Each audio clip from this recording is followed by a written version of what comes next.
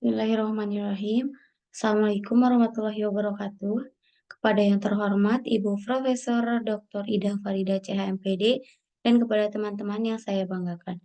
Perkenalkan nama saya Nila Nurul Fauziah dengan NIM 12120800083 dari kelas 5B.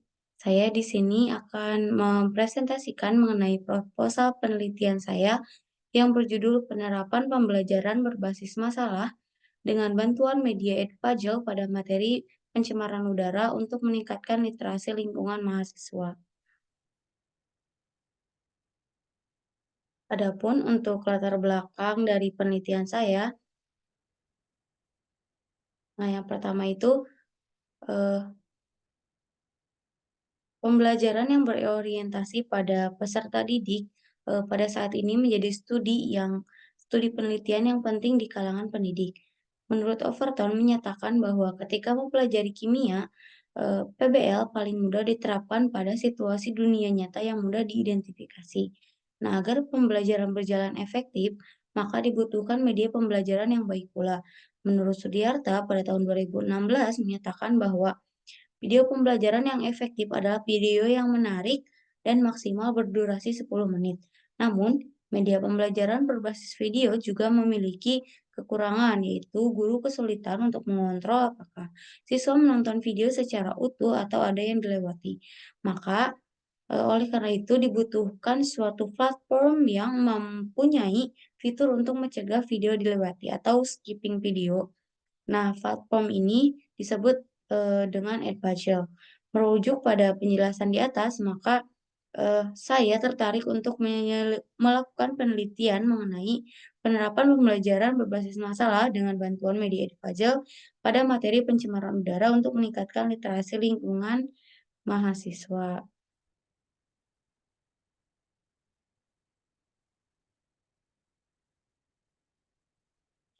Nah, kemudian di sini ada rumusan masalah. Yang pertama itu bagaimana penerapan pembelajaran berbasis masalah dengan bantuan media Edpuzzle pada pencemaran udara untuk meningkatkan literasi lingkungan mahasiswa pada mata kuliah kimia lingkungan. Kemudian yang kedua, bagaimana peningkatan literasi lingkungan mahasiswa melalui pembelajaran berbasis masalah dengan bantuan media Edpuzzle pada materi pencemaran udara. Serta yang terakhir, bagaimana respon mahasiswa terhadap penerapan pembelajaran berbasis masalah dengan bantuan media Edpuzzle pada materi pencemaran udara untuk meningkatkan literasi lingkungan mahasiswa. Nah, kemudian di sini juga ada tujuan dari penelitian ini. Yang pertama itu mendeskripsikan proses penerapan pembelajaran berbasis masalah dengan bantuan media Edpuzzle pada pencemaran udara untuk meningkatkan literasi lingkungan mahasiswa pada mata kuliah kimia lingkungan. Kemudian yang kedua, menganalisis kemampuan literasi lingkungan mahasiswa dalam memahami materi pada proses penerapan model pembelajaran berbasis masalah dengan bantuan media Edpuzzle pada materi pencemaran udara. Dan yang terakhir, menjelaskan respon mahasiswa terhadap penerapan pembelajaran berbasis masalah dengan bantuan media Edpuzzle pada materi pencemaran udara untuk meningkatkan literasi lingkungan mahasiswa. Nah, di sini ada teori ya. Yang pertama itu teori yang digunakan. Nah, berdasarkan keputusan Menteri Negara Kependudukan dan Lingkungan Hidup, nah, pencemaran udara adalah masuknya makhluk hidup, zat, energi, atau komponen lain ke udara, sehingga udara menjadi kurang berfungsi lagi. Nah, sumber-sumber dari pencemaran udara ini dapat dibagi menjadi 3 sumber. Yang pertama itu sumber perkotaan dan industri, yang kedua sumber pedesaan atau pertanian, dan yang ketiga itu sumber dari lingkungan atau alami. Nah, untuk kaitannya dengan penelitian sendiri, nah pada saat ini, para mahasiswa ini mempunyai kecenderungan yang menjauh dari nilai-nilai menjaga lingkungan. Nah, kecenderungan tersebut dapat terlihat dari perilaku mahasiswa yang semakin konsumtif namun kurang produktif dalam menjaga lingkungan. Nah, menjaga keseimbangan lingkungan sendiri ini merupakan tanggung jawab semua orang ya, terutama, khususnya ini mahasiswa pendidikan kimia. Nah, melalui penelitian ini diharapkan mahasiswa pendidikan kimia dapat mengetahui wawasan mengenai literasi lingkungan agar nantinya dapat diajarkan kembali pada calon-calon muridnya ya.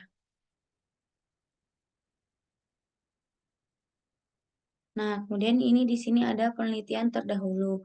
Nah, Yang pertama itu penelitian yang dilakukan oleh Suherman pada tahun 2020. Nah, hasilnya yaitu menunjukkan, eee, pembelajaran berbasis masalah ini berpengaruh positif dan signifikan terhadap literasi lingkungan, dengan koefisien korelasi sebesar 0,267. Nah, kemudian yang kedua penelitian serupa yang dilakukan oleh Anggi dan Halendra pada tahun 2023. Nah, hasil dari penelitiannya, eee, bahwa penerapan problem based learning dapat meningkatkan literasi lingkungan bagi siswa dalam pembelajaran biologi. Nah, kemudian, yang ketiga itu hasil penelitian yang dilakukan oleh Wardani dan Sofyan pada tahun 2018 menyatakan bahwa media pembelajaran video interaktif memiliki efektivitas yang baik untuk diterapkan di dalam pembelajaran. Nah, ya, kemudian ada hasil penelitian yang dilakukan oleh Nugroho dan Surjono pada tahun 2019 menyatakan bahwa media pembelajaran interaktif berbasis video membuktikan dapat membantu peserta didik untuk mencapai kompetensi. Nah, untuk, penelitian-penelitian terdahulu yang selengkapnya itu ada di proposal ya. Ini secara singkat saja. Kemudian di sini ada kerangka berpikir. Nah, materi pencemaran udara ini merupakan materi pembelajaran yang menjadi salah satu dari permasalahan global saat ini.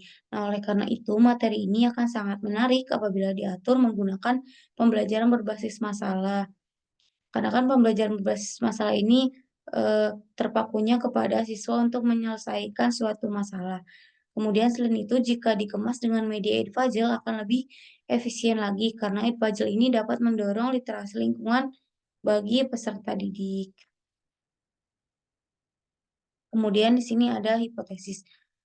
H0 itu tidak adanya peningkatan literasi lingkungan mahasiswa setelah penerapan pembelajaran berbasis masalah pada materi pencemaran udara untuk meningkatkan literasi lingkungan mahasiswa. Kemudian HA itu terdapat peningkatan literasi lingkungan mahasiswa, mohon maaf, setelah penerapan pembelajaran berbasis masalah pada materi pencemaran udara untuk meningkatkan literasi lingkungan mahasiswa. Nah, selanjutnya ini ada metode penelitian. Nah, metode penelitian yang digunakan, pada penelitian saya kali ini yaitu one group, pretest, post-test. Ya, digunakan sebagai desain penelitiannya. Hal ini dikarenakan desain penelitian ini berguna untuk menilai literasi lingkungan mahasiswa sebelum dan sesudah diberi perlakuan. Untuk perlakuan yang diberikan adalah penerapan pembelajaran berbasis masalah menggunakan media Edpuzzle pada materi pencemaran udara. Nah, kemudian untuk subjek penelitiannya yaitu mahasiswa mata kuliah Kimia Lingkungan Pendidikan Kimia UIN Sunan Gunung Jati, Bandung. Nah, kemudian waktu dan tempatnya, waktunya itu dari Januari sampai Juni. Kemudian tempat penelitiannya itu, ruangan kampus, UIN SGD Bandung ya.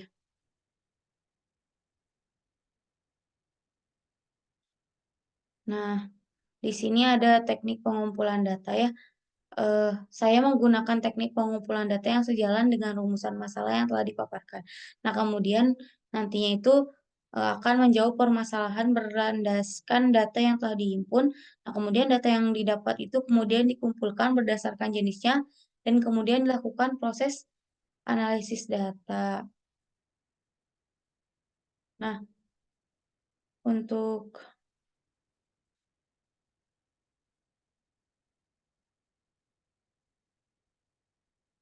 kemudian ada teknik analisis data. Nah, terdapat 6 ya. Yang pertama itu lembar kerja mahasiswa. Nantinya perolehan nilai yang didapat oleh mahasiswa dari pengerjaan lembar kerja akan dihitung ya. Yang pertama itu dianalisis lembar kerjanya, kemudian diberikan setiap tahapan dengan nilai atau skor, kemudian, menjumlahkan skornya, yang kemudian itu mengkonversi skor menjadi nilai dengan skala 100, kemudian menghitung nilai rata-rata lembar kerja, kemudian menyesuaikan nilai rata-rata lembar kerja. Terdapat rentang-rentang nilai ya, yang pertama itu 8 sampai 100 itu baik sekali, sampai 30 sampai 39 itu rentangnya gagal. Kemudian yang kedua itu soal pretest dan posttest. Nah, nantinya, dilakukan pemberian soal pretest dan posttest, kemudian soal pretest dan posttest itu akan dihitung Hasilnya dengan rumus nilai sama dengan skor mahasiswa dibagi skor maksimal dikali 100. Kemudian yang ketiga itu uji normalitas. Nah, dipakai untuk mengetahui data berdistribusi normal atau tidak. Nah, jika nilainya signifikan yaitu lebih dari 0,5. Jika tidak berdistribusi normal atau tidak signifikan yaitu kurang dari 0,05. Nah, kemudian yang keempat itu ada uji hipotesis. Nah, uji hipotesis ini dilakukan untuk menguji apakah hipotesis kita sesuai atau tidak gitu. Kemudian yang kelima itu uji endgame. Nah, dengan menggunakan rumus endgame sama dengan skor post-test dikurangi skor pretest dibagi skor maksimum dikurangi skor pretest. Kemudian yang terakhir itu lembar angket respon mahasiswa. Nah, ini dihitung menggunakan skala Likert dengan 4 poin penilaian yaitu poin 4 sangat setuju, poin 3 setuju, poin 2 tidak setuju, dan poin 1 itu sangat tidak setuju.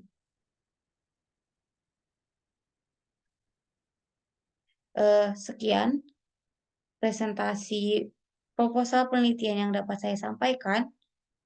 Selebihnya mohon maaf apabila terdapat kesalahan. Wassalamualaikum warahmatullahi wabarakatuh.